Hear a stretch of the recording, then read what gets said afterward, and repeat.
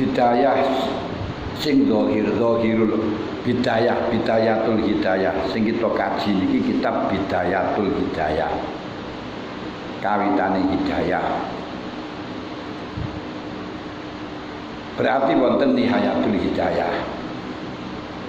Bidayatul Hidayah niku zahirut taqwa. Zahirut taqwa niku zahir sing takwa sing bangsa njaba. Lek Nihayatul Hidayah kata-kata hidayah niku batinut takwa, takwa sing bangsa jeroan, sing bangsa jero.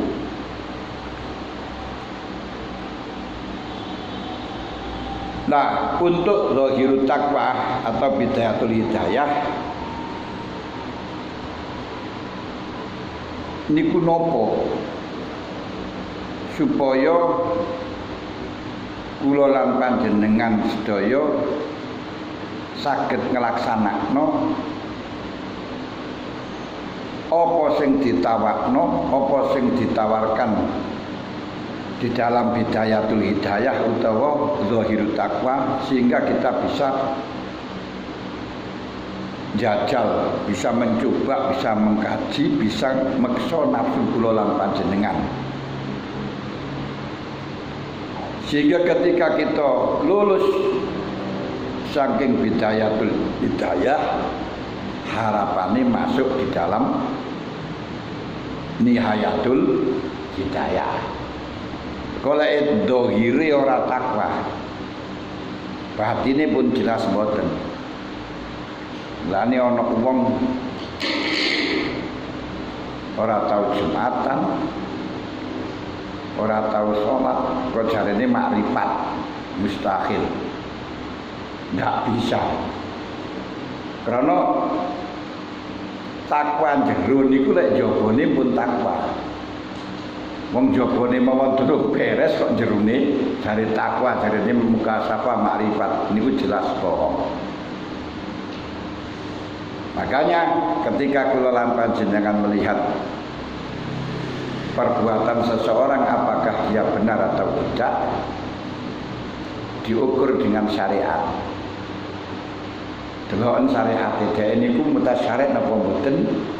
Dhek niku konsis komitmen dengan syariat napa mboten?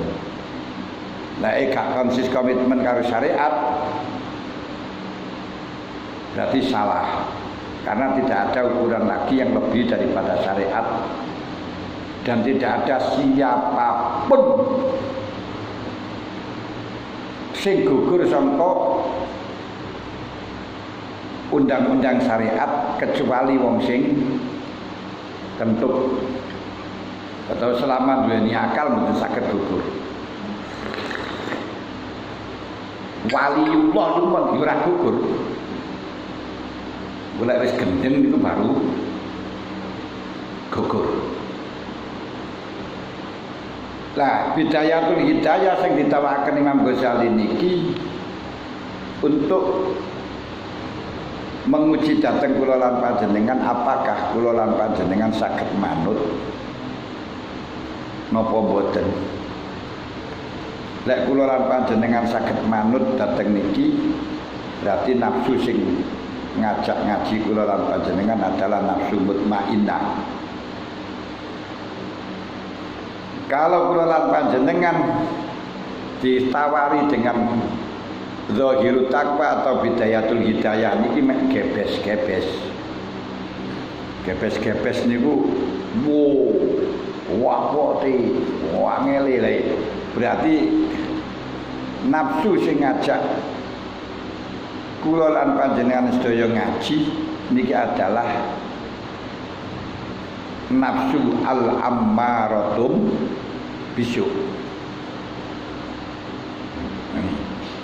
Nafsu sing selalu merintahkan tensu wa qatin tadat mutiatan li setan alain, dan nafsu sing manut maring setan sing dilaknat untuk menunjukkan engkau dengan kebujuknya, dengan tipu dayanya, sehingga dihancurkan di dalam kerusakan. yang kadang-kadang tujuan setan yaitu memperlihatkan dagangan sing elek-elek tapi dikemas dengan kebaikan. Sakniki niku ngoten punan. Untuk politik mendapatkan jabatan ngono kae dibungkus dengan jihad. Dibungkus dengan membela Quran. Dibungkus dengan membela ulama, padahal tujuannya untuk mendapatkan hasrat politik. Jadi memang program setan yang semacam itu barang jelek tapi dibungkus dengan kebaikan. Masya Allah. Lah bidayatul hidayah sing ditawaraken Imam Ghazali dhateng kula lan panjenengan niku ada dua. Ana rong macem, siji perintah. Nglakoni perintah, nomor loro ngedoi cegah. Sedangkan nglakoni perintah Gusti Allah niku namung wonten kalih. Kewajiban dan kesunahan. Dan itu sudah dibahas mulai awal sampai akhir. Mulai pertemuan sampai akhir kemarin pun mulai tangi sampai seluruh apa yang harus kita lakukan. Yang bu eling utawa ora tapi kan pun dipelajari lah ya. Nggih. Lah sakniki bahas ngedoi cegah. Larangan. Apa yang dicegah kali Gusti Allah niku nggih wonten kalih. Nggih niku siji haram, nomor loro makruh. Lek haram mawon boten saged ninggalaken. Jangan harap bisa meninggalkan kemakruhan.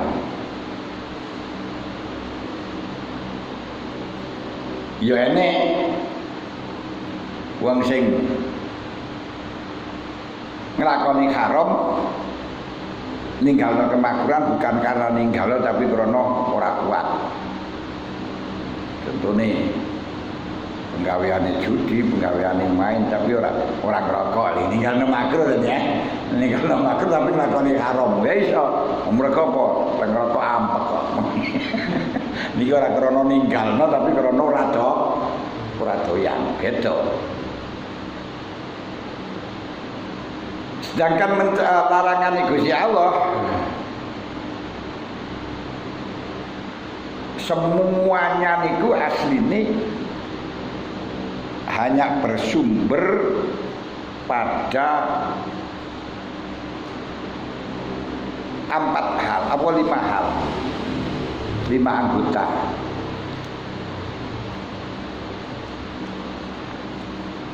Napa 5 anggota niku?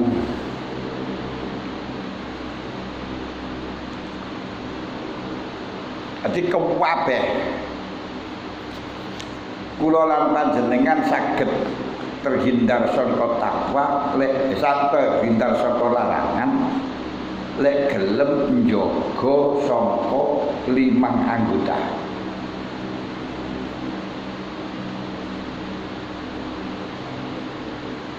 Limang anggota niki mboten maksiat, tapi dadi sumbere maksiat, sumbere malapetaka sing nggone kerusakan niki namung gangsal niku. Napa gangsal niku? Siji peninggal. Nomor loro pengucap. Nomor telu pengrungu. Nomor 4 ati. Nomor 5 farji. Nah niku tok. Kapan panjenengan saged menjaga 5 anggota niki ya maka akan selamat semuanya anggota. Kapan 5 anggota niki mboten selamat ya semuanya anggota enggak selamat. repuncake saka niku.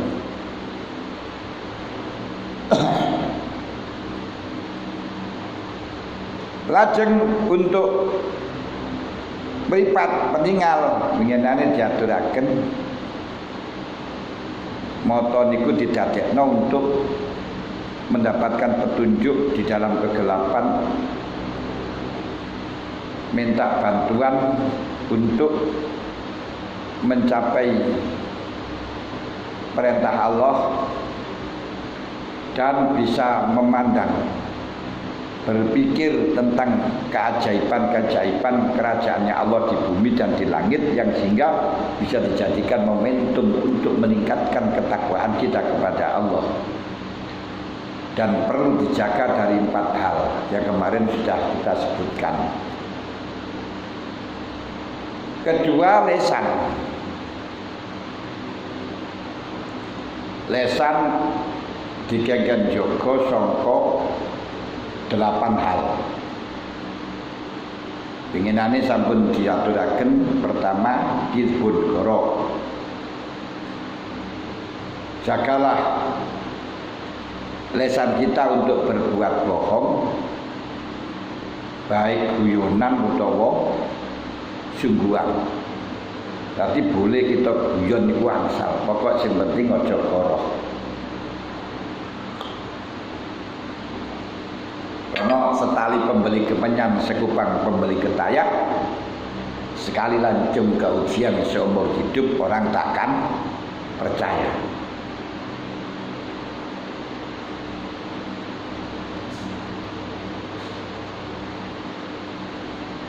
Nah, kedua dikengken ngreksa sangka al-khulfu fil wa'di. Yeniku nulayani janji.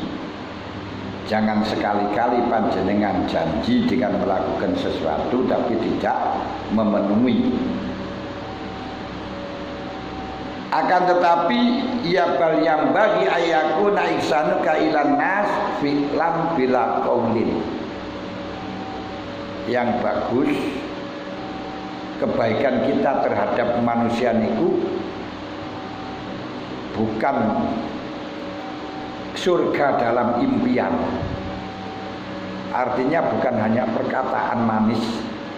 Bukan perkataan manis surga mimpi, tapi wujudkan dengan perbuatan.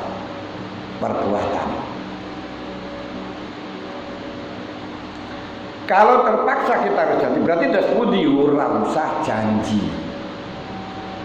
Sing apik wong niku ora usah janji. Biar yang janji niku orang-orang yang untuk mendapatkan jabatan saja. Ya pancen isone kali janji. Niku lek dibayar cash ya ora cukup. Dan akhirnya janji. Tapi bagi kula lan panjenengan hindari sekuat mungkin ora usah janji tapi langsung berbuat baik. Ora usah janji ngekei barang karo wong langsung mawon ngekei itu lebih baik. Jadi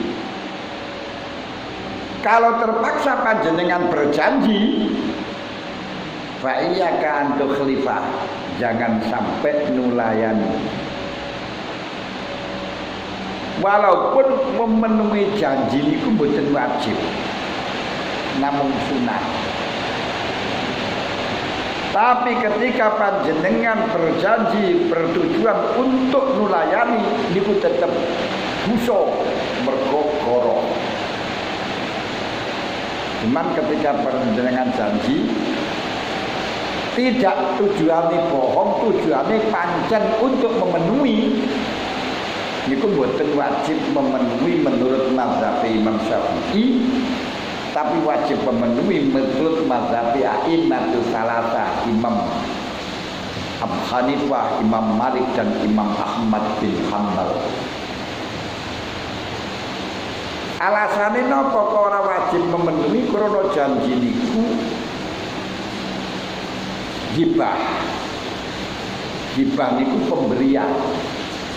pemberian itu belum dikatakan resmi, belum dikatakan positif menjadi milik orang yang dikasih sebelum diterima. Jadi lah belum diterima belum sah. Sementara hal yang dijanjikan ya dulu diterima, dijanjikan atau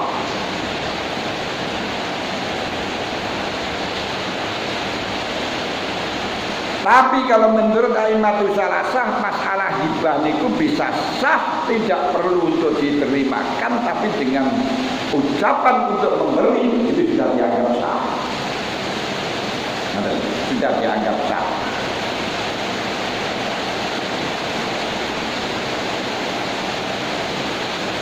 Fa'in tarata ila rati fa'iyyaka an tukhlifa illa li ajzin aw daruratin, kecuali janji akan memenuhi ternyata tidak mampu, apa daya tangan tak sampai. Maksud hati memeluk gunung, apa daya tangan tak sampai. Mendengar?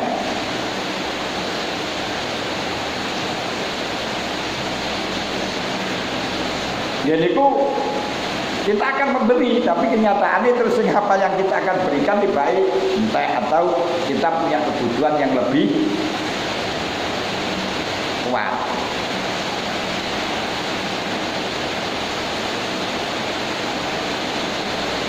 Mulai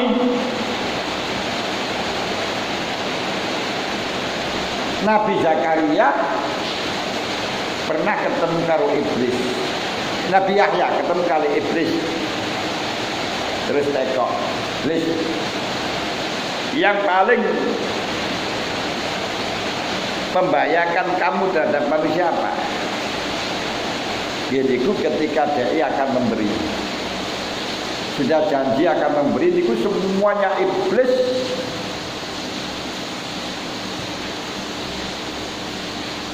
langsung merapat menginstruksikan kepada anak buahnya untuk mencegahnya. Makanya kalau kita akan memberi sesuatu jangan ditunda, jangkekno.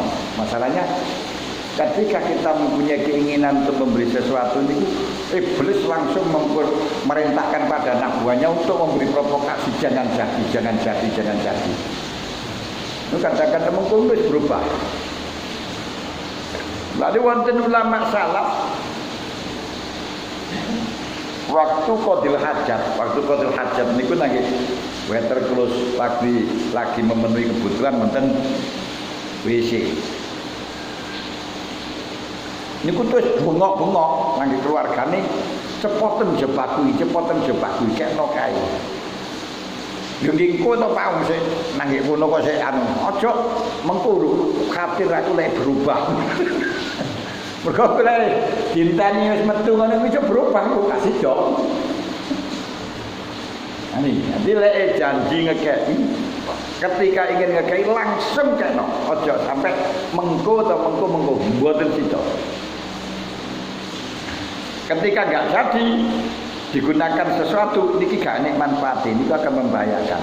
Ya mbongko ilang mbok piye niku ngoten. Niki bahaya. Adifa ini tararta ilal wa'di fa iyyakan tukhlifa ilal azim. Krana tiang sing tidak melaksanakan janji ini termasuk munafik. Fa inna dzalika min amaratin nifaq wa khabaisil akhlak. Wong nulayani janji niku tandani munafik dan tandani akhlak sing bejat.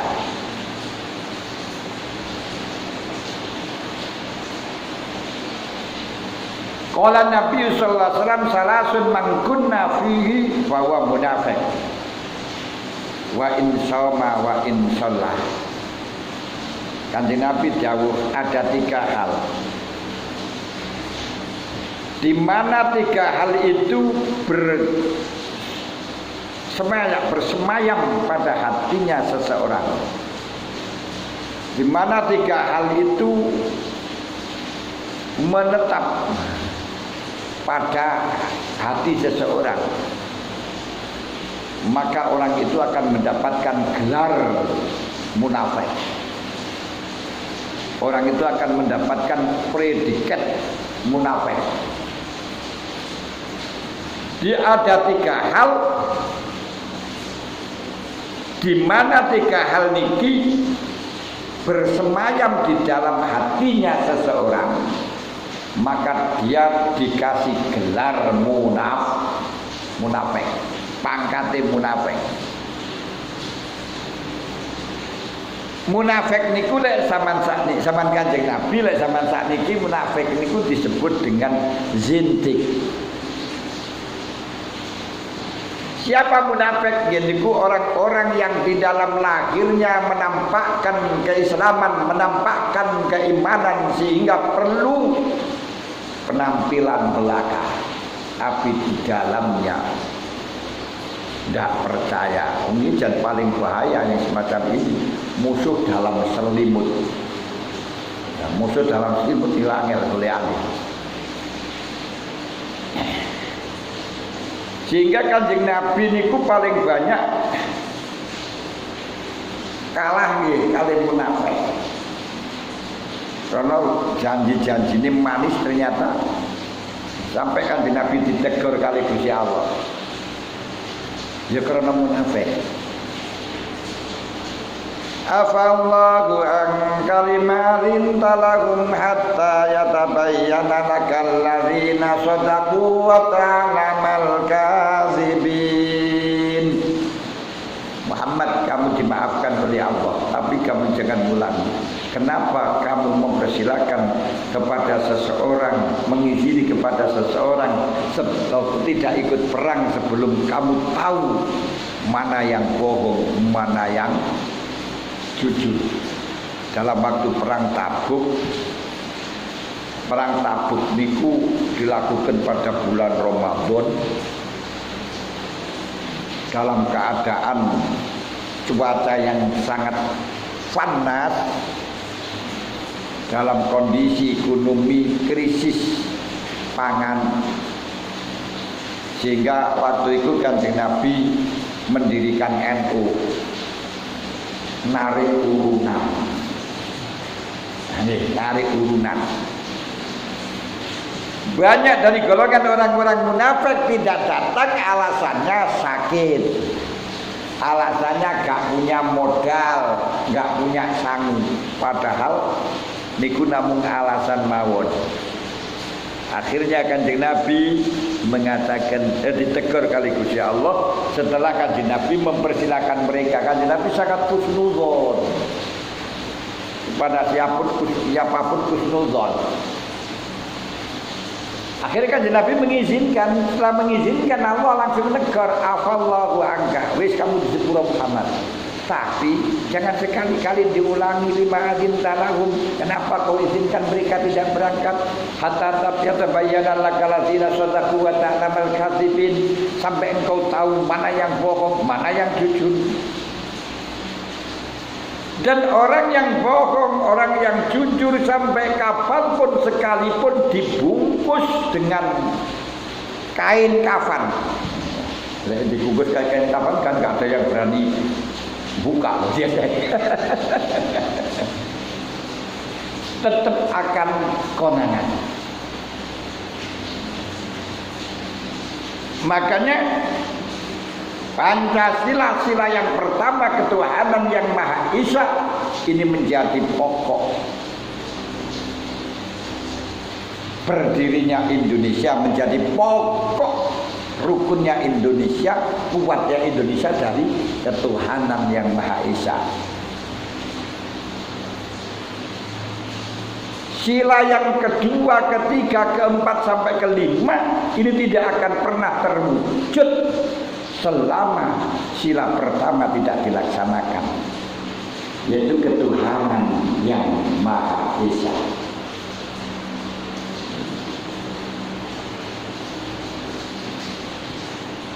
Kita akan melakukan kemanusiaan yang adil dan beradab. Untuk adil, untuk beradab kepada manusia. Kemanusiaan berarti memanusiakan manusia, menghargai tentang kemanusiaannya manusia.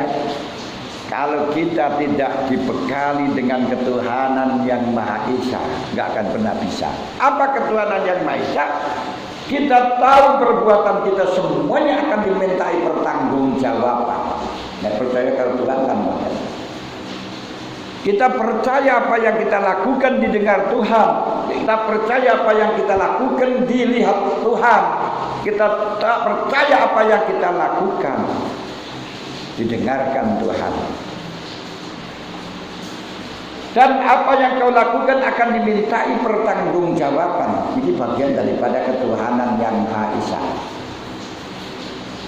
Dan kau menetapkan, memperlihatkan kebaikanmu bagaimanapun, menyembunyikan kejelekanmu bagaimanapun, tetap akan kelihatan mana yang benar, mana yang salah. Istilah wong kuno, wong becik ketete, wong olo kentoro. Pasti. Loh, kalau demikian kita akan bisa mengalah kepada seseorang. Tidak harus membela kebenaran, tapi kita mengalah walaupun benar. Sehingga dengan kita mengalah,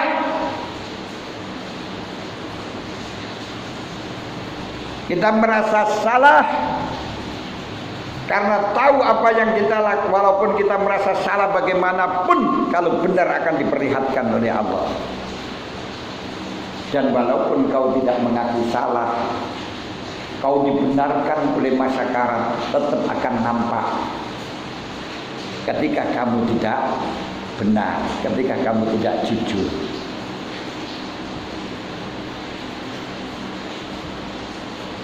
Sehingga kita mau mengalah walaupun kita benar, toh akan kelihatan dan ada balasannya. Di dalam ketuhanan, Kanjeng Nabi mengatakan, man tarakal mira fa wa mubtil banallahu ta'ala baitan fi arbatil jannah. Wa man tarakal mira fa wa muhiqqun banallahu ta'ala baitan fi a'lal jannah. Siapa saja yang mau mengalah padahal dia kalah, dia salah, akan diberi bangunan dalam taman surga. Walaupun dia salah, tapi mau mengalah, mau mengakui salah. Ini menunjukkan bahwa orang yang mengaku salah ini hujan berat. Pada mau salah ini juga mau ngaku salah. Yang paling hebat, wa man tarakal mira fa huwa muhiqqun banallahu ta'ala baitan fi a'lal jannah. Siapa yang dalam pihak benar, bukan mempertahankan kebenaran, bukan membela kebenarannya, tapi malah justru mengalah, maka akan diberi pahala seperti tempat di surga teratas. Ini surga Firdaus. Betul ini. Nah, dari sifat ketuhanan ini kita akan mengalah. Kita akan selalu merasa rendah menghargai orang. Kalau demikian akan terwujud persatuan Indonesia. Karena kita nggak akan mungkin bersatu kalau kita tidak mau mengalah. Lontong itu bisa menjadi satu karena ngalah. Dia itu jenenge kupat ngapulep. Ngapulep pate gak ngapulep kayak sudah di lontong, melone potong mulu ya. Kececeran. Maka dengan kita ketuhanan yang Maha Esa, mengetahui siapa yang benar, siapa yang salah, pasti akan nampak. Sehingga kita merasa bersalah walaupun benar, toh akan kelihatan. Lek belum merasa bersalah, maka akan bersatu, wujudlah cita-cita persatuan Indonesia.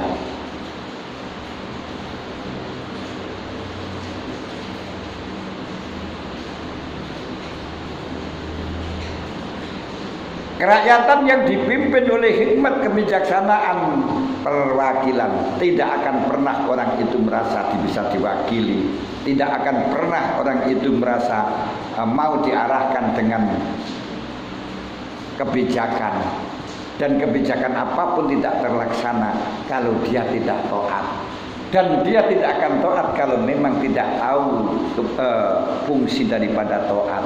Ketika tahu dengan taat akan dibalas oleh Allah, dengan tidak taat akan disiksa oleh Allah. Akhirnya sadar untuk taat. Ketika sadar untuk taat, kebijakan semuanya akan terlaksana. Buat apa undang-undang kalau tidak ditaat? Tidak ditaati.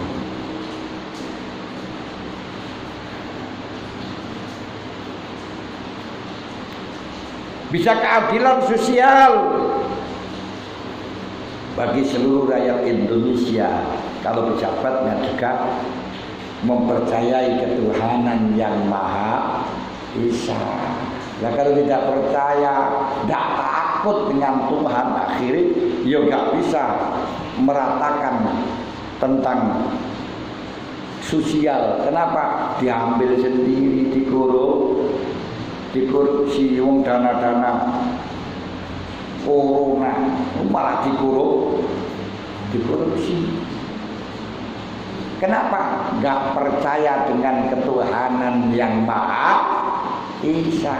Mulane yang terpenting itu pikirnya di dhuwur ketuhanan yang Maha Esa.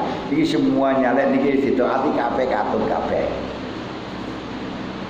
Nah, kita bisa mengingkari janji, kita tidak berani mengingkari janji. Kenapa? Karena takut dengan ketuhanan yang Maha Esa. Di mana dalam ketinggalan Maha Esa itu butir-butirnya yang ada dalam Al-Quran disebutkan, maka Allah liyadharal mu'minina ala ma antum hatta yamisal khabisa minad tayyib ala ma antum alaihi hatta yamizal khabithu minat thayyib. Allah tidak akan pernah membiarkan antara orang munafik dan mukmin kumpul jadi satu tanpa diketahui. Pasti akan nampak hatta yamizal khabith minat thayyib. Yang munafik dengan yang mukmin pasti nyata nampak semua, tidak perlu menampakkannya. Sahabat jenengan ketokno akan nampak. Nah.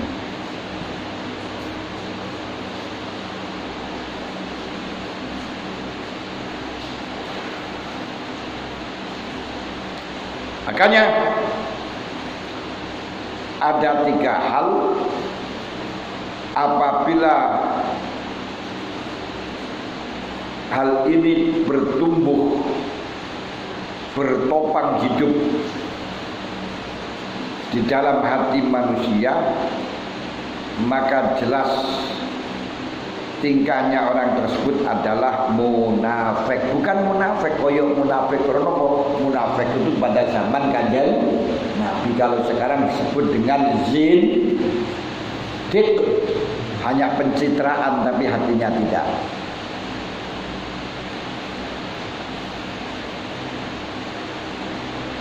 Nah, orang yang mengingkari janji termasuk orang yang akhlaknya bejat. Ini penting. Kalau Nabi jadi salasun. 3 hal itu nopo. Idza hadasa kadzaba. Jadi kalau ada 3 hal itu berjumur di dalam hatinya seseorang, langsung mendapat gelar munafik, langsung mendapat titel munafik. Walaupun ahli puasa dan ahli sholat, apalagi tidak pernah puasa, tidak pernah sholat, ini bohong. Dan ketika dia bohong, dia akan terus berani bohong, maka nggak bisa dipercaya. Melalui kadung wani bohong itu, masya Allah, tidak gemeng-gemeng yang dijadikan bohong itu Rasulullah. Mimpi ketemu, ada seorang mimpi ketemu Rasulullah dan Rasulullah mengatakan bahwa ikutilah dia. Ini kan ini ya. Nah, ini itu termasuk selain kualifikasi renek kayak ngoten, berani semacam itu. Itu tidak hanya satu kali, berkali-kali. Sing dianggap sing ngipi ketemu Rasulullah niku wong gede-gede, dan alhamdulillah semuanya klarifikasi, saya sama sekali tidak pernah mimpi semacam itu ya. Terus kemana ngipi maneh ketemu Rasulullah bahwa dia ini telah bersama dengan Rasulullah. Setelahnya diklarifikasi hanya ingin menggembirakan keluarga. Lulu. Rami macam itu. Ngono sih, ono percaya sih ngomong jangan. Jadi kaidahnya dia itu bohong itu sudah terbiasa, sudah biasa.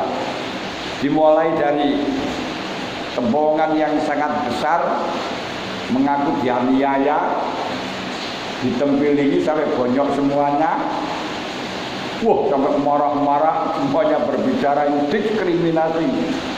diskriminasi politik. Walhasil setelahnya operasi plastik. Lu wani, lu tadi wani benar. Lu kalau kita sudah punya hukum toko, katanya boleh kayak ngoten itu lu. Jelas gak bisa dipercaya. Setali pembeli kemenyan, sekupang pembeli ketaya. Sekali lanceng kerugian seumur hidup orang tak percaya. Makanya bicara apa saja, bohong yang apa gitu. Ya Allah. Nah, sebenarnya itu ingin merapat-rapatkan ditutup, tapi Allah memperlihatkan. Sehingga Taif berjuang hebat, ternyata nampakkan Allah Ta'ala, oleh Allah diperlihatkan. Gitu. Niki mawon orang gede-gede ini kan jenengan harus dikatakan harus pengiran kilo saya tukang ngapusi, kilo saya jujur dikatakan deh.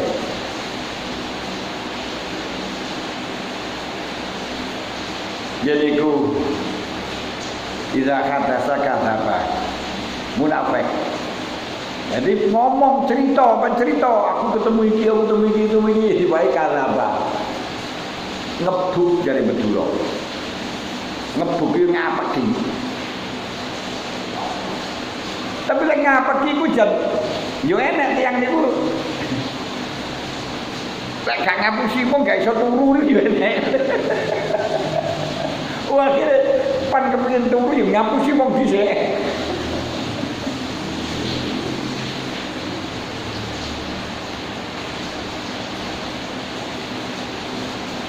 Wa idza wa'ada akhlafa, le janji akan memberi, janji akan nyowani, janji akan datang ke rumahnya, janji akan janji, ternyata akhlafa,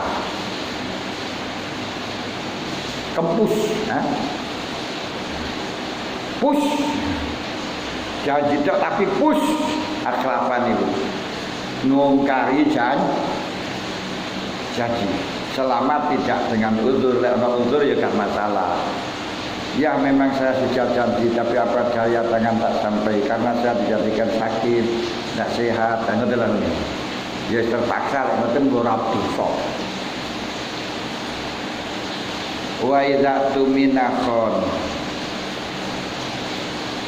Jadi dari sisi idza hadasa kadzaba wa idza wa'ada akhlaf. Panjenengan ketika diundang wong terus muni insyaallah wajib teko. Wajib teko karena insyaallah di situ bukan taklek tapi insyaallah tabarruk saja. Wala takuranna li syai'in inni fa'ilun dzalika ghadan illa ayyasha Allah. Bukti niku tabarruk ketika Rasulullah masuk di dalam kuburan bagi Kanjeng Nabi mengatakan assalamualaikum daraqaumin mukminin antum lahiqun ya antum sabiqun wa inna insyaallah bikum lahiqun. Padahal nyusule umat murid nang umat itu pasti terjadi. Tapi Kanjeng Nabi pada mengatakan wa inna insyaallah bikum lahiqun, insyaallah saya juga akan menyus. Ini bukan berarti berarti taklek, enggak.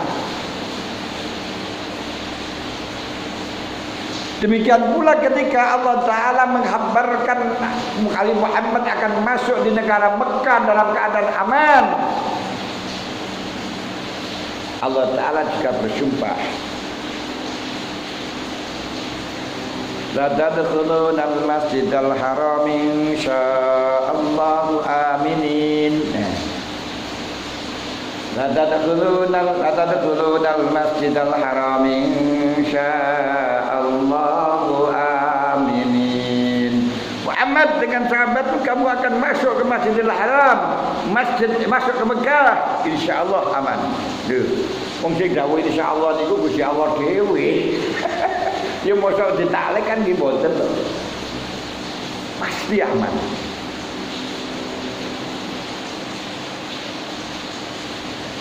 Iki padha kalih niku. Wa minal laili fatajat bihi nafilatan lak asa an yab'atsaka rabbuka maqaman mahmuda. Wis lek bengi tahajud mbok menawa kali Gusti Allah. Kuwi oleh derajat sing luhur sing menawi menawa niku Gusti Allah dhewe kok. Ya padha kali ayo melak aku nang warung mbok menawa aku duwe duit ya lho. Mungkin sing ngejak mesti dikasih duit. Mulane wajib ditekani. Jadi tahu insyaallah. Jangan panjenengan setelahnya insyaallah kemudian enggak datang padahal enggak ada uzur. Terus mari ngoten ditekoin aku muni insyaallah kok berarti nek aku gak teko berarti Gusti Allah gak ngersakno teko. Haram. Kenapa kok haram? Dikarenakan ketika dia tidak ada uzur dan tidak mau datang, ini berarti kehendaknya sendiri. Kalau kehendaknya sendiri tidak boleh di dalam hal yang jelek, tidak boleh dinisbatkan kepada Allah Ta'ala. Diakok nonang pengiran gak oleh. Jadi kalau pengiran gak dikersano teko ora oleh. Boleh kita mengatakan Allah tidak merasakan, tidak menjadikan kita datang bukan karena tidak sengajaan. Saya paham. Artinya jangan wakil muni insyaallah, walaupun muni insyaallah tetap wajib kolek pun janji. Mana janjimu? Nah, ini penting.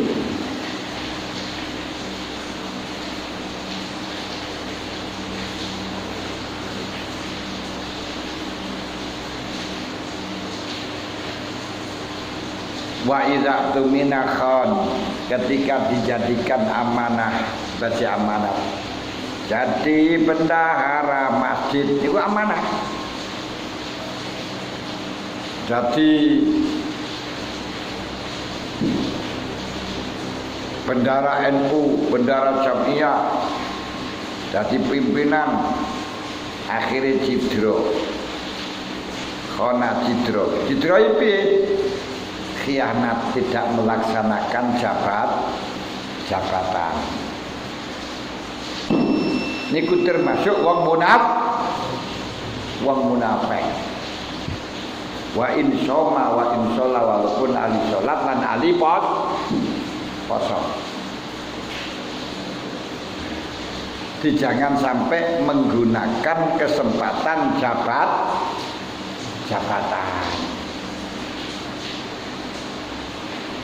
Wa qala al-azizi wal kalam fi man sarat hadhihi sifat.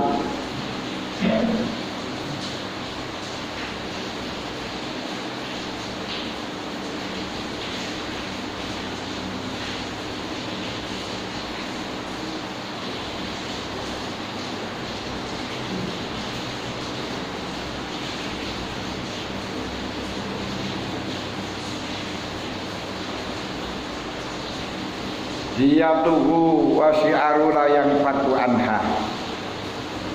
Jadi yang sing bersifatan dengan tiga hal niki.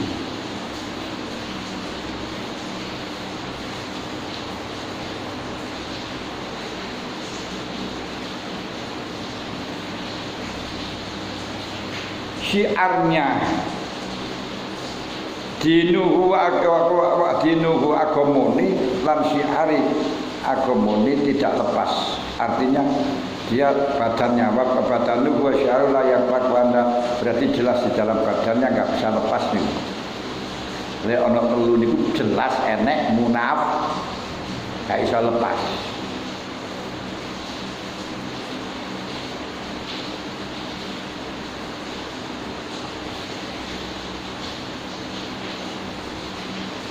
Hadis Bukhari Muslim dari Abdullah bin Amr bin As an-Nabiy qol arbaun man kunna fihi kana munafiqon. Ada 4 hal di mana 4 hal itu bersemayam di dalam hatinya, maka mereka itu adalah murni munafik, 100% munafik. Bukan munafik 20 karat, enggak. Munafik 24 karat.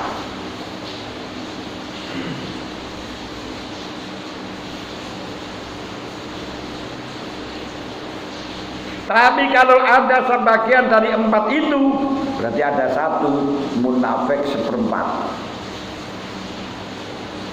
25%.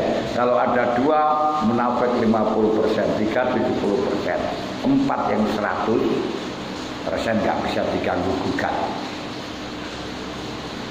Apa itu? Sebelum dia meninggalkan, pertama idza tumina khan, ketika dikasih amanat jadi pejabat malah mensalahgunakan jabatan. Nomor 2, wa iza ada qadara, ketika janji melidui. Wa iza khasama fajaro'a anil haq. Fajaro ay malamnya, fajaro fajirun, fajaro ketika dia padu, geger, dia akan selalu curang. Curang bahasanya.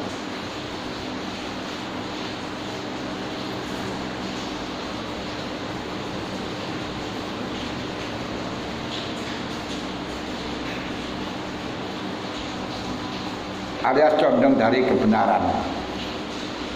Waktu amal batil, yang dimaksud dengan nifak niki nifak amal, bukan iman.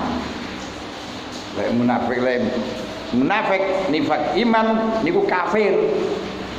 Niki nifak amal. Atau nifak urfi bukan nifak syar'i, bukan nifak kafir, nifak syar'i niku kafir.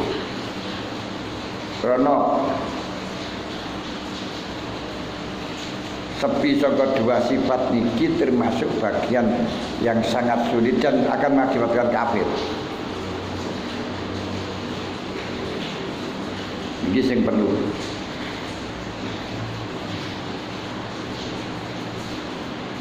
Masya Allah. Mulane Kanjeng Nabi wanti-wanti latas alil imarah, ojo njaluk jadi amanat, ojo njaluk jadi pimpinan. Kau akan curang. Jadi bagaimana padahal pimpinan itu kalau kita tidak terjun akan hancur. Kanjeng Nabi wis ngerti daripada panjenengan niku. Dawuh Kanjeng Nabi wis ngerti. Kanjeng Nabi jauh kaya ngoten niku sebab beliau sudah ngerti bahwa sekalipun toh kamu katakan tidak boleh minta jabatan, tetap yang minta tetap banyak karena urusan kepentingan nafsu, betul. Jadi sekalipun jabatan takmir masjid, ketua RT, ketua RW, ini kalau sampai membelit golongan daripada orang yang mendapat azab yang pedih, azab yang parah. Dan pun saking niki lek wonten sing tanggetaken